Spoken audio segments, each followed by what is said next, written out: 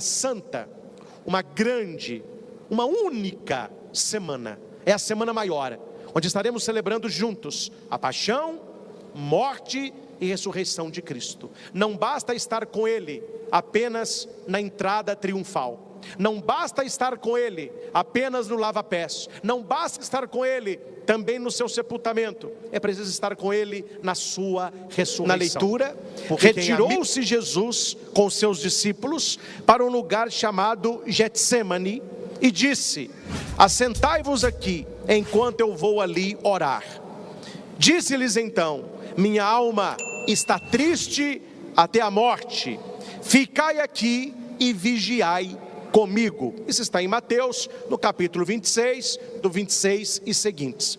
Primeiramente, meus irmãos, a gente fala as palavras, mas a gente não sabe muito bem o que significa. E quando você entende o texto, ele cresce. O texto, ele se avoluma.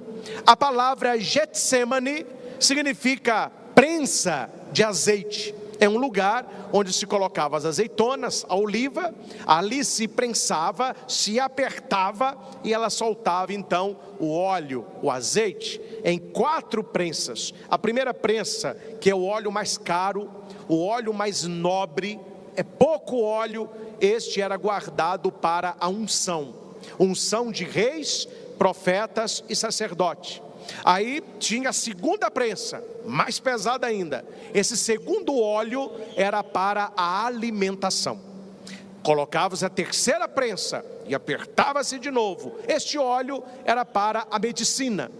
Jogava-se óleo nas feridas. Lembram lá do bom samaritano? Ele jogou o azeite e vinho, este óleo. E por último, a 4ª prensa, que é o último dos óleos. Esse é usado para as lamparinas, para manter o foguinho aceso. Então veja que Jesus, ele vai para o Getsemane, chamado Monte das Oliveiras, ou Jardim das Oliveiras, porque ele seria prensado, ele seria esmagado, não para soltar o óleo, mas para derramar o sangue. Tanto é que o primeiro sangramento, que é a primeira prensa, Jesus já vai suar sangue e água. Ali é a agonia da própria morte. Jesus vai dizer para os seus discípulos, ficai aqui, orai comigo, a minha alma está triste até a morte. Isso que a igreja chama de agonia de Jesus.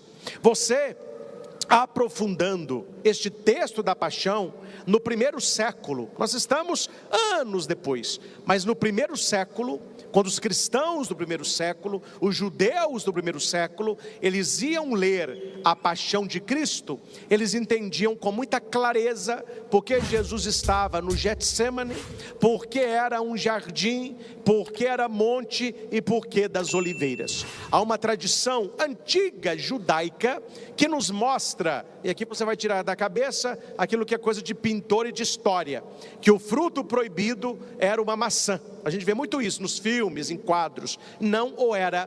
Para o judeu do primeiro século, que bebeu numa tradição milenar do próprio judaísmo, a árvore do conhecimento do bem e do mal nunca foi uma maçã. Pasmem, senhores, era um figo. O fruto proibido é no formato de figo, e o fruto do bem e do mal, a árvore da vida, era uma oliveira.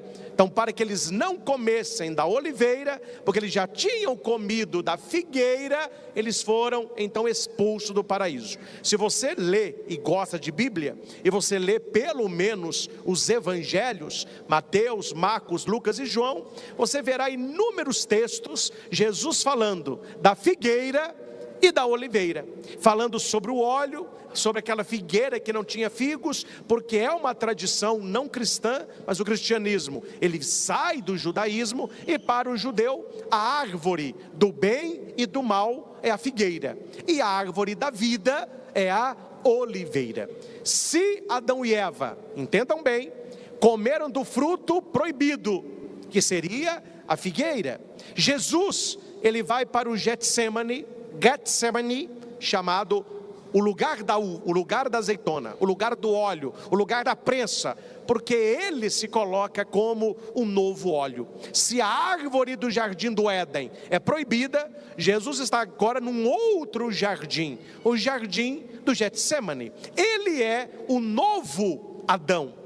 Ele não vai inaugurar apenas a nova humanidade, e tampouco fazer apenas um novo êxodo, mas ele vai resgatar toda a obra da criação. Foi no jardim que Adão perdeu, e foi num jardim que Jesus venceu. Venceu o quê? A tentação de desistir. Afasta de mim este cálice, mas que não faça a minha, mas a tua vontade. Getsemane representa para Jesus e para nós o lugar da dor, o lugar da decisão. Meus irmãos e irmãs, quanto mais nós já vivemos, mais Getsemanes, no plural, nós já passamos. A pessoa muito jovenzinha, pré-adolescente, adolescente jovem, ele não vê problema em nada, não vê sofrimento em nada, não vê nada em nada, porque ele não enfrentou ainda o Getsemane da vida. Pega um homem, uma mulher já maduros, uma senhora idosa, um senhor, e converse com ele, porque ele é da maneira que é. São os Getsemanes que ele passou. Todos nós teremos na vida momentos de Getsemane. É o momento da dor, é o momento da decisão. Papa Bento XVI vai dizer que o Getsemane é o momento onde o cristão, ele é exprimido pelas dificuldades, ele é apertado pelas dificuldades, ele é prensado pelos problemas da vida. Jesus enfrentou o Getsemane dele, e nós devemos enfrentar os nossos. Um instante em que precisamos escolher entre a nossa vontade e a vontade de Deus. Esse é o Getsemane. Você fica brigando dentro de você mesmo: eu vou fazer a minha vontade ou a vontade de Deus? Eu vou fazer aquilo que é mais prazeroso, ou eu vou fazer o certo? Vou fazer aquilo que me dá uma certa vantagem, ou que agrada o coração de Deus? Isto é Getsemane. Jesus conseguiu vencer o dele, e ele leva com ele os seus amigos, e ele vai dizer: orai e vigiai, para não cairdes em tentação. O espírito está pronto, mas a carne é fraca. A hora que Jesus volta, eles estão dormindo. Jesus os desperta e os chama novamente à oração. Eles dormem de novo. Aí Jesus os coloca de pé. Fala: olha, ficai de pé, é chegada a hora, o traidor se aproxima.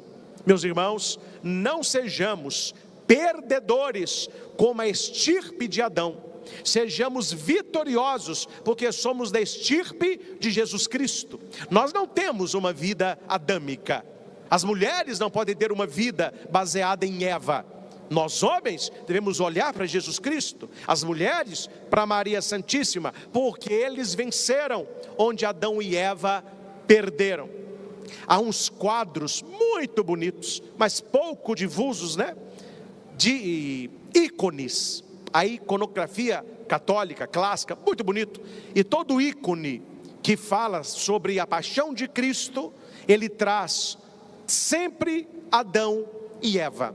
Um ícone que gosto muito é da Virgem Santíssima, onde no meio tem a árvore, de um lado a figueira, de outro a videira.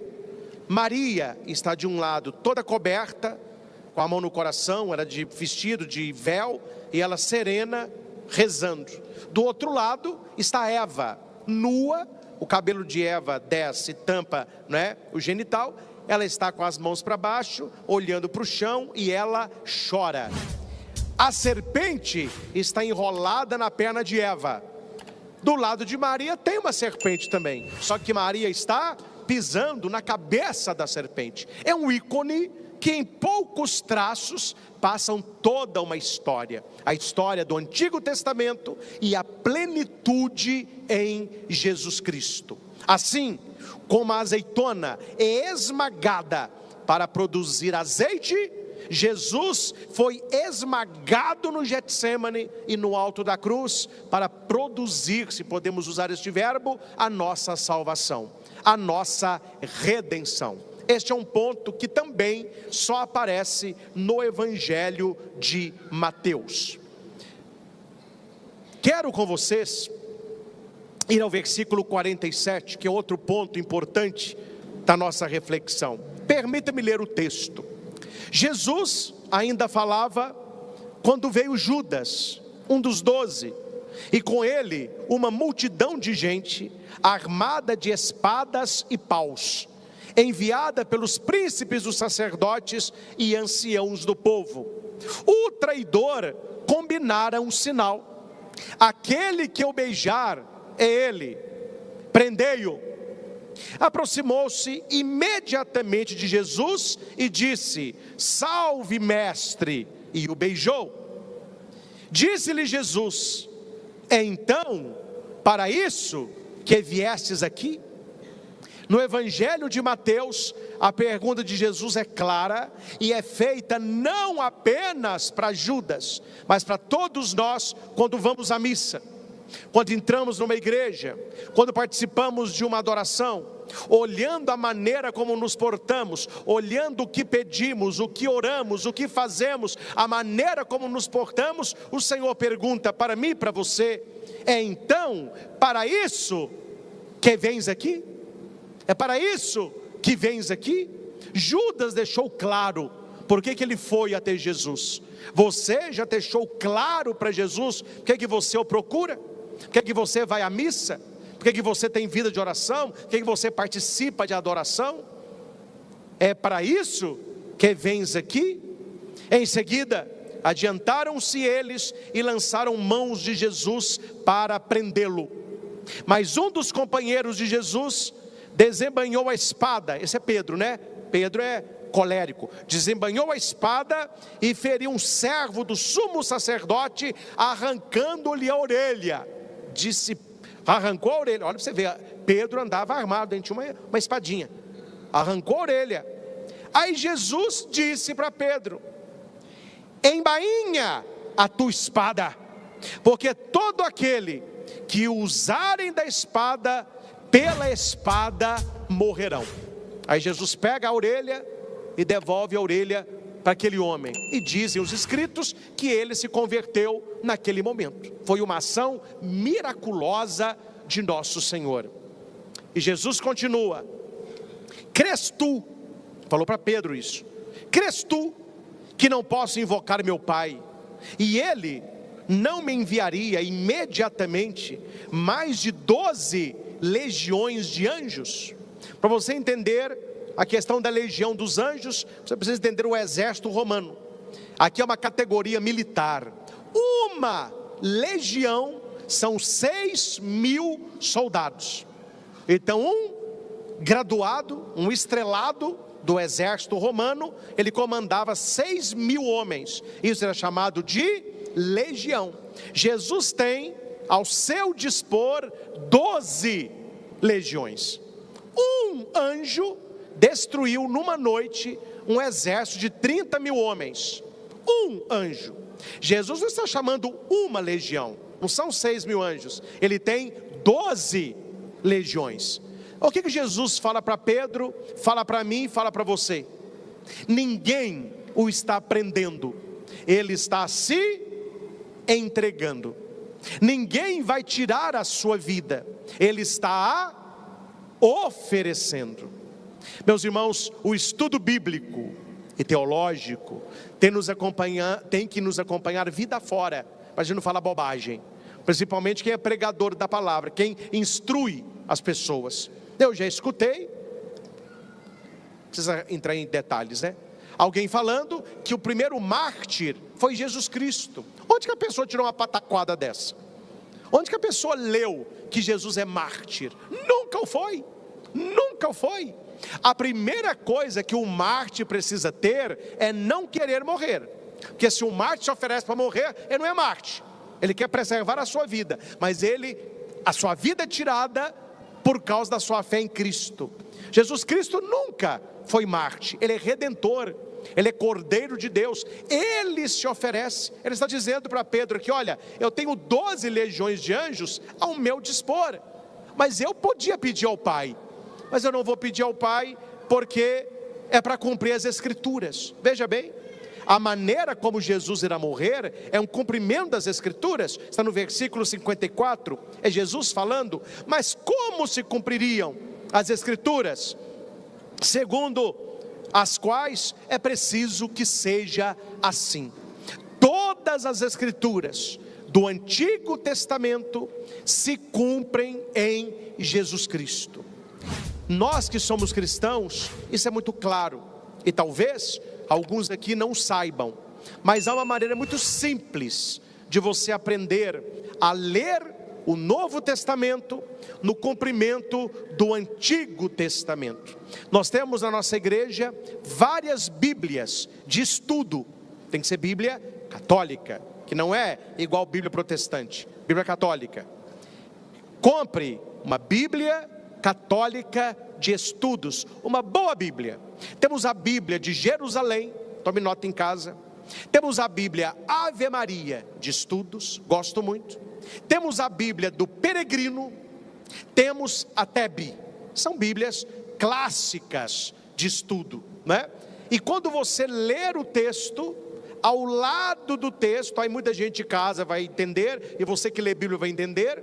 Quando você está lendo a Bíblia de estudo, ela tem ao lado do texto umas outras citações. Então você lê lá, Jesus pediu, tenho sede, aí está na frente assim, Ezequiel 24, 13, Isaías 16, 9, quais textos que são esses?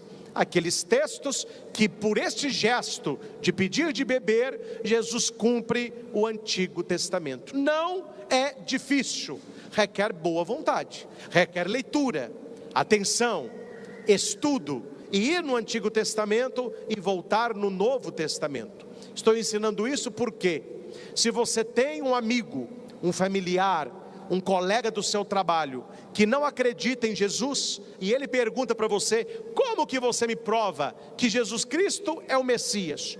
Como que você me prova que Jesus Cristo é Filho de Deus? Porque quando você fala que é porque você crê, isso é experiência, isso não é argumento teológico, é a sua experiência particular.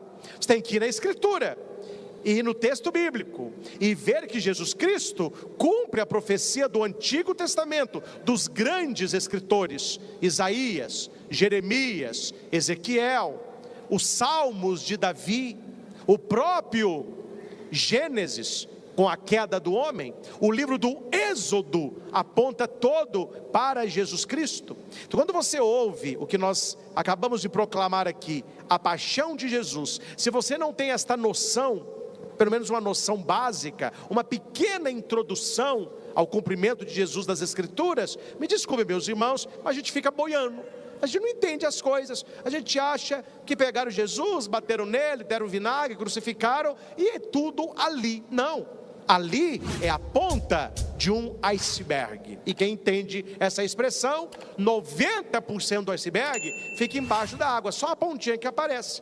A paixão de Cristo é a ponta do iceberg, ali embaixo tem muita coisa, tem muita profecia, tem muita história, tem muita unção, tem um povo que preparava a vinda do seu Messias. É por isso que a igreja lê a paixão de Cristo, para se cumprir as Escrituras. Eu tinha outros textos para partilhar, mas não vou entrar em todos, mas quero citar este que eu penso ser importante, porque é uma curiosidade que poucos sabem. Já está em Mateus 27, eu estou aqui dentro da narrativa da paixão, eu estou no versículo 3, aqui somente no Evangelho de Mateus é que se narra a morte de Judas.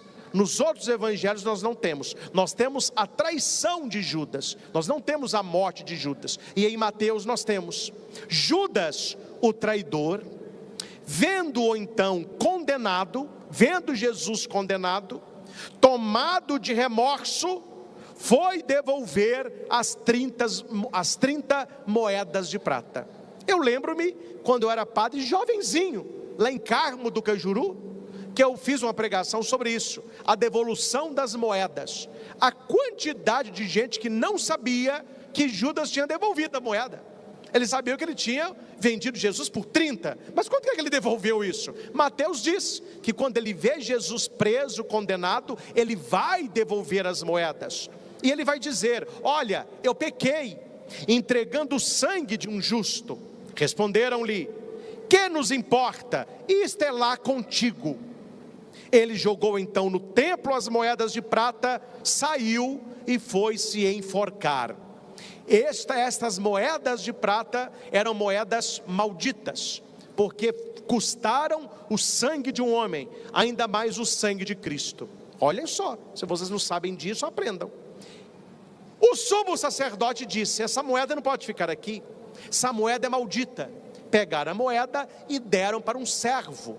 O servo, com essas 30 moedas, compraram um terreno que fica em Jerusalém.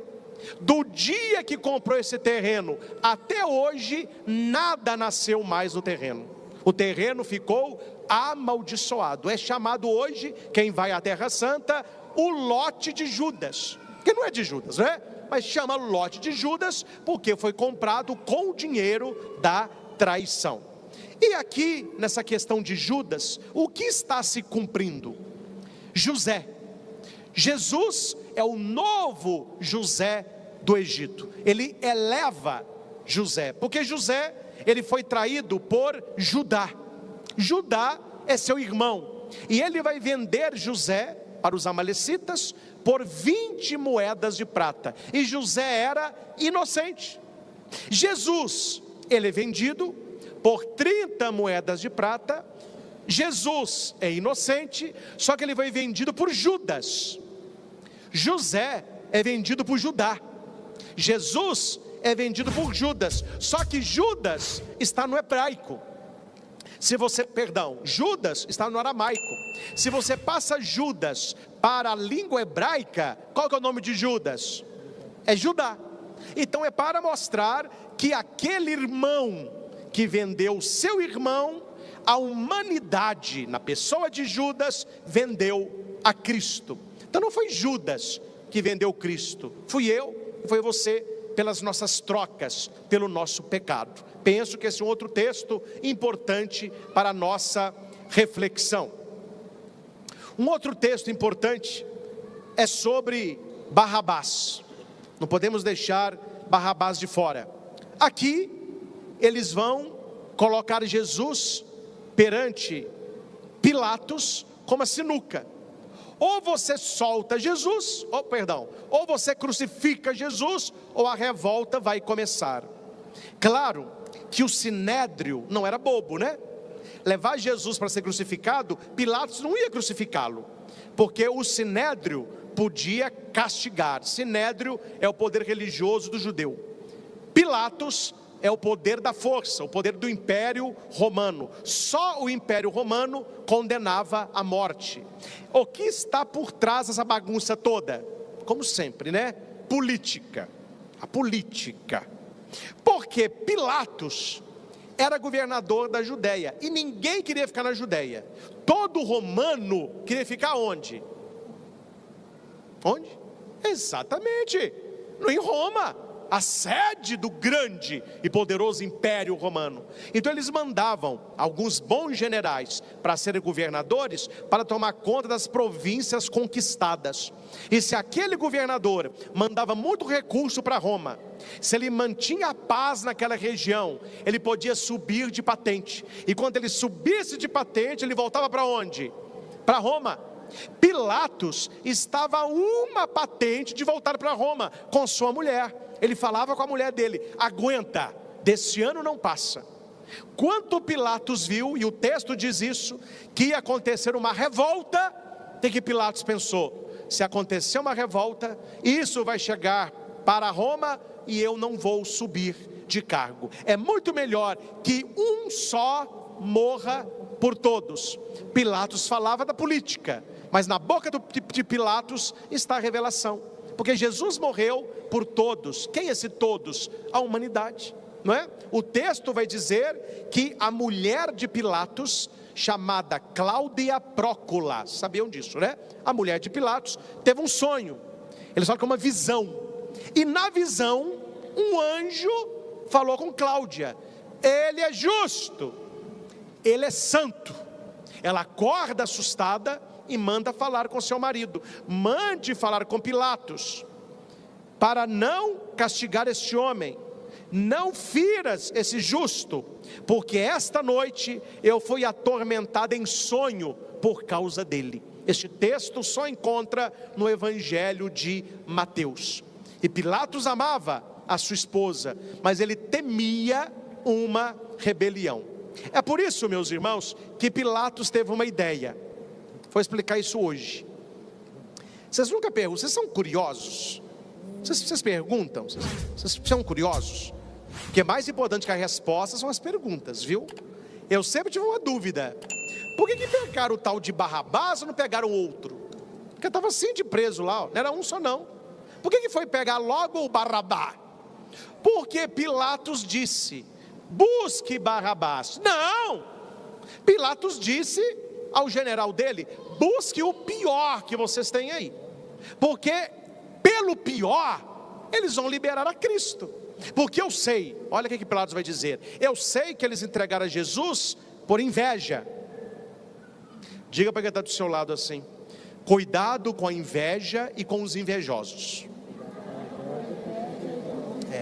Foi a inveja que matou Cristo, viu?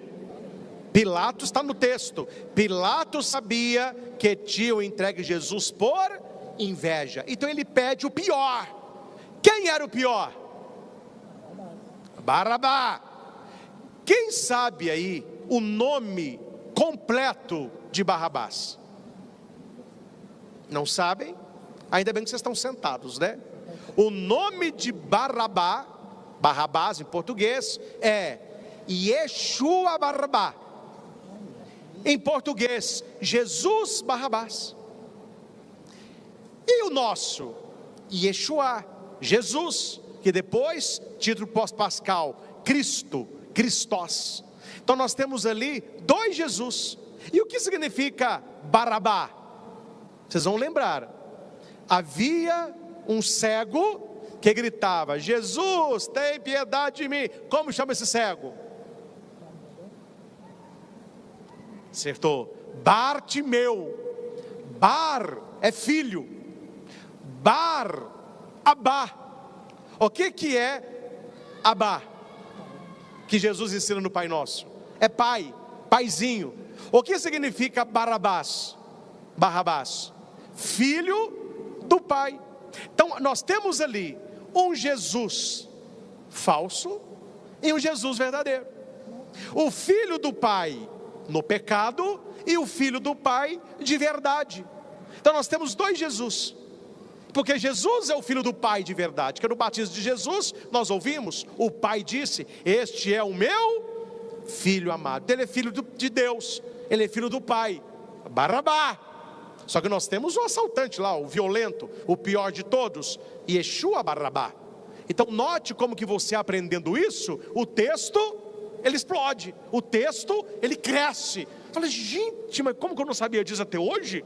Então por isso que o texto é tão gritante para o judeu do primeiro século, porque ali estão dois Yeshua e dois Barrabá. Eles vão escolher quem? O errado. Infelizmente, o ser humano nem sempre escolhe o Jesus certo. Nem sempre o ser humano escolhe aquele que é inocente. É por isso que a multidão escolhe o filho do pai errado e mandam o inocente para a cruz. E aqui nós temos uma oração que não era oração, era uma crítica, um cinismo. Mas aquele livro bonito, não sei se os senhores têm, Jesus de Nazaré, do Papa Bento XVI. Quem gosta de leitura, quem gosta de estudo, é um livro para você comprar, para você ler. Chama Jesus de Nazaré, Papa Bento XVI. Ele vai narrar os principais acontecimentos da vida de nosso Senhor. E lendo esse texto essa semana, eu gosto muito de ler os escritos do Papa nessa época de Quaresma. Ele vai dizer que na crítica está uma verdade eterna. Quando Pilatos ele pede a bacia para lavar a mão, falando: olha, eu não tenho culpa, eu não vejo culpa nenhuma neste homem, e isto é com vocês, sou inocente do sangue dele. Que a multidão grita: cai sobre nós o seu sangue e sobre nossos filhos, e dão uma risada. Quer dizer, é para matar mesmo, é para derramar o sangue mesmo. Só que o Papa Bento XVI, grande teólogo, vai dizer que no domingo da misericórdia, é isso que a igreja continua clamando: que o seu sangue, Senhor, caia sobre nós, que o seu sangue, Senhor, caia sobre os nossos filhos. Um sangue redentor. O sangue de Jesus, ele salva. O sangue de Jesus, ele redime. Então é outro ponto importante. E por último, meus irmãos, tinha mais, viu? Não vou ficar só nesse aqui, tanta coisa bonita para falar. Por último, eu quero apenas falar, que é uma curiosidade que muitos não sabem, o local que Jesus morreu.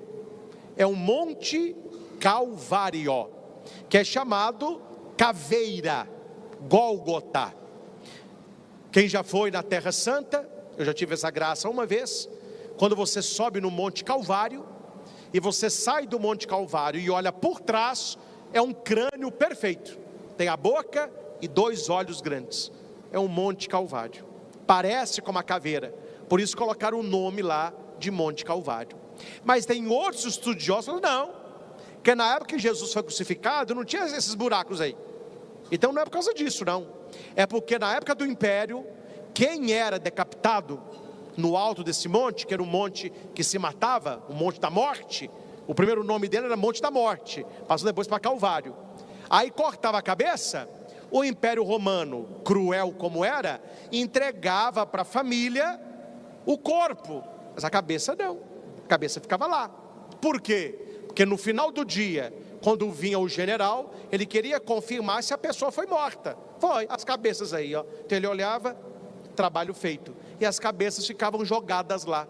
Então tinha muito crânio, muita cabeça. Então ganhou-se o nome de Monte Calvário pelas cabeças que lá estão.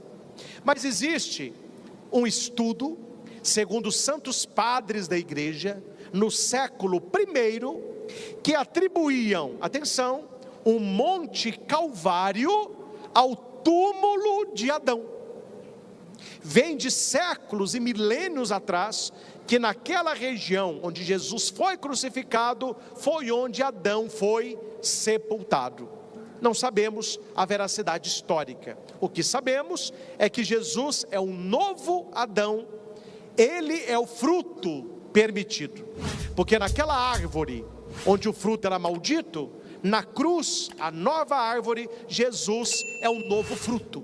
Por isso vai dizer: bendita és tu entre as mulheres, e bendito é o fruto do vosso ventre. O fruto contrário ao Antigo Testamento. E por fim, meus irmãos, esta semana maior que iniciamos, com tanta riqueza que tem os nossos textos bíblicos, eu gosto de jogar essas coisas, talvez até umas dúvidas que vão surgindo no seu coração, para que você leia a Bíblia, para que você estude Bíblia. É claro e lógico que o padre não vai cobrar dos senhores uma formação bíblica, como nós tivemos de anos de seminário. Não é isso que o padre quer, mas que você possa entender profundamente a paixão de nosso Senhor. Acredito que se você prestou atenção, você de casa tomou algumas anotações, você entendeu que o que está acontecendo com Jesus não é à toa, não é por acaso, não é apenas traição de Judas, não é apenas vontade do Sinédrio, não é apenas omissão de Pilatos, mas é o cumprimento das Escrituras do seu Pai. Por isso, quando se diz que Barrabás é solto e Jesus fica, este filho do Pai, Yeshua, o Salvador, ele está cumprindo centenas de anos de profecia sobre o Messias. É isso que nós celebramos nesta semana maior. Estamos no primeiro dia, domingo de Ramos e da paixão do Senhor. Aquele Jesus que entra no burrinho, quem ele é? Agora você sabe responder. É o novo Moisés, é o novo Adão, é a plenitude de José do Egito, é o resgatador, é o Goel, ele é Barabá, ele é o verdadeiro Filho do Pai, ele é Yeshua, é o Deus Salvador, ele é aquele que vai terminar no alto do Gólgota, entregando a sua vida e o seu sangue pela nossa salvação. Muitos, meus irmãos, deixaram de andar com nosso Senhor, muitos se perderam nos caminhos da vida. Vamos permanecer com Ele nesta semana, é uma semana por ano, eu já disse, e foi bom que viralizou, né? Quando eu estava lá com o Frei Gilson, que Semana Santa não é feriadão, Semana Santa é celebração, feriadão é para pagão, Semana Santa é para cristão. Então, meus irmãos, estejamos com o Senhor nas cerimônias da Semana Santa, fique atento a cada celebração e naquilo que vai ser ensinado, para que você cresça, não apenas a cultura bíblica, mas a sua fé em Jesus Cristo. Permita-me apenas um exemplo e com isso encerramos. Não existe mais o quadro, mas no programa do Celso Portiolli, do SBT, tinha um programa a respeito de fã, pessoa que era admiradora, fã. Então eu acompanhei alguns, domingo à tarde, você fica vendo, você mais cochila do que assiste, né? Mas eu fiquei impressionado com um cara que foi lá, que era fã do Fred Mercury, Queen. Meu filho, o cara acertou todas as perguntas, e não são perguntas assim, qual o nome da primeira música? Não, quando era pequeno, qual foi o nome da primeira professora? Qual era o nome do seu melhor amigo de ginasial? Quando ele entrou para a banda, que era o Queen, qual foi o vocalista que saiu? O cara acertou tudo, até o Celso elogiou, falou, olha, impressionante a sua cultura do Fred Mercury. Ele falou assim, é porque eu amo, e se a gente ama, a gente tem que conhecer a história dele. Eu fiquei pensando, meus irmãos, se pecasse um de nós, que somos seguidores de Cristo, e se levasse nesse programa do Celso Portiolli, ele só fizesse perguntas sobre Jesus, se nós acertaríamos todas, que nós falamos, somos cristãos, somos católicos, somos de igreja, I love you Jesus, não é assim que a coisa é? Eu amo Jesus, eu sou de igreja, mas não conhecemos aquele que seguimos. Precisamos conhecer a palavra, precisamos conhecer a história de Jesus, as pregações de Jesus, aquilo que Jesus disse, aquilo que Jesus fez, lendo os evangelhos, aprofundando nos textos semânticos, indo no Antigo Testamento, no cumprimento do Novo, prestando atenção em boas pregações, ouvindo na internet bons estudos bíblicos, tendo uma boa leitura espiritual, para que você não seja um católico bolinha de isopor. O que é isso, padre? Só fica boiando, né? Tem gente que só boia. Não, precisamos ir para a profundidade, entender as coisas profundamente, para entendermos o amor e a grandeza do sacrifício de nosso Senhor. Desejo a todos uma santa, uma grande, uma única semana. É a semana maior, onde estaremos celebrando juntos a paixão, morte e ressurreição de Cristo. Não basta estar com Ele apenas na entrada triunfal, não basta estar com Ele apenas no lava-pés, não basta estar com Ele também no seu sepultamento, é preciso estar com Ele na sua ressurreição, porque quem é amigo de Deus nesta terra, certamente será amigo de Deus eternamente no céu. Que Nossa Senhora das Dores nos ajude nesta Semana Santa a entrarmos no sofrimento, na doação, no sacrifício de Cristo, para com Ele celebrarmos a ressurreição. Ao Senhor Jesus, honra, glória e louvor. Louvado seja nosso Senhor Jesus Cristo, para sempre seja louvado.